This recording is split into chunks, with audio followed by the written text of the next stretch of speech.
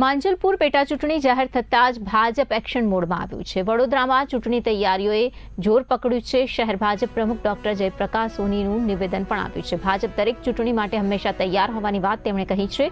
માંજલપુર બેઠક સરળતાથી જીતીશું તેમ પણ ડોક્ટર સોનીનું કહેવું છે।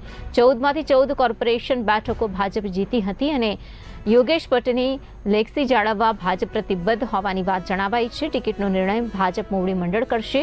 ડોક્ટર જયપ્રકાશ સોની પ્રબળ દાવેદાર તરીકે ચર્ચામાં છે। માંજલપુરમાં ભાજપે જીતનો વિશ્વાસ વ્યક્ત કર્યો છે। ભારતીય જનતા પાર્ટીના કાર્યકર્તાઓ હંમેશા ઇલેક્શન મોડમાં જ કામ કરતા હોય છે। અમે અનેક કાર્યક્રમો લઈને નાગરિકોની વચ્ચે રહેતા હોઈએ છીએ અને એમના પ્રશ્નો અને સમસ્યાઓ સાંભળીને હંમેશા એમનું સમાધાન આવે એવો પ્રયત્ન પણ કરતા હોઈએ છીએ। હમણાં જ તાજેતરમાં વડોદરા મહાનગરપાલિકાનું ઇલેક્શન પત્યું।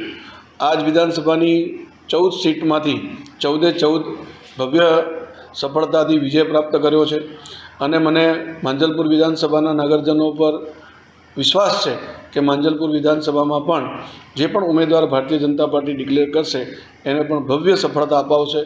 30 જુલાઈએ આ પેટા ચૂંટણીની તારીખ ડિક્લેર થઈ છે। 3 ઓગસ્ટે એનું મતગણતરી થવાની છે અને મને પૂર્ણ વિશ્વાસ છે કે 3 ઓગસ્ટે માંજલપુર વિધાનસભામાં અમારું કમળ